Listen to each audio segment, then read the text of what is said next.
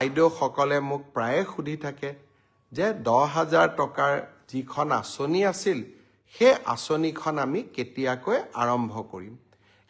ইয়াৰ লগে লগে আৰু এখন আঁচনিৰ কথা আমাৰ ইতিমধ্যে সেই আঁচনিখনৰো প্ৰথম হিতাধিকাৰীৰ প্ৰথম তালিকাখন জিলা পৰ্যায়ত এই আঁচনিখনৰ হিতাধিকাৰীসকলক চূড়ান্তভাৱে নিৰ্বাচনৰ প্ৰক্ৰিয়া আমি ফেব্ৰুৱাৰী মাহত আৰম্ভ কৰিম।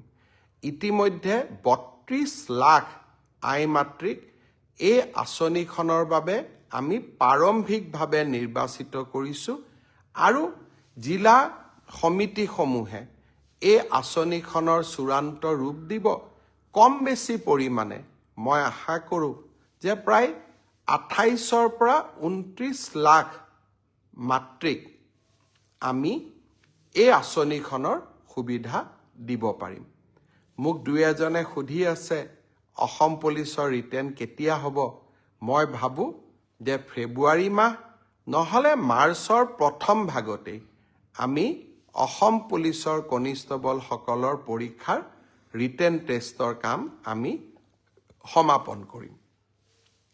ইতিমধ্যে সেই আঁচনিখনৰো প্ৰথম হিতাধিকাৰীৰ প্ৰথম তালিকাখন জিলা পৰ্যায়ত এই আঁচনিখনৰ হিতাধিকাৰীসকলক চূড়ান্তভাৱে নিৰ্বাচনৰ প্ৰক্ৰিয়া আমি ফেব্ৰুৱাৰী মাহত আৰম্ভ কৰিম। ইতিমধ্যে 32 লাখ আই মাতৃক এই আঁচনিখনৰ বাবে আমি প্ৰাৰম্ভিকভাৱে নিৰ্বাচিত কৰিছোঁ আৰু জিলা সমিতিসমূহে এই আঁচনিখনৰ চূড়ান্ত ৰূপ দিব।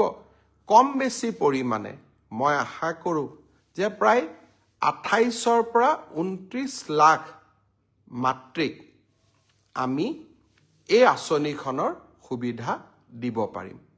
মোক দুই এজনে সুধি আছে অসম পুলিচৰ ৰিটেন কেতিয়া হ'ব? মই ভাবোঁ যে ফেব্ৰুৱাৰী মাহ নহ'লে মাৰ্চৰ প্ৰথম ভাগতেই আমি অসম পুলিচৰ কনিষ্টবলসকলৰ পৰীক্ষাৰ ৰিটেন টেষ্টৰ কাম আমি সমাপন কৰিম।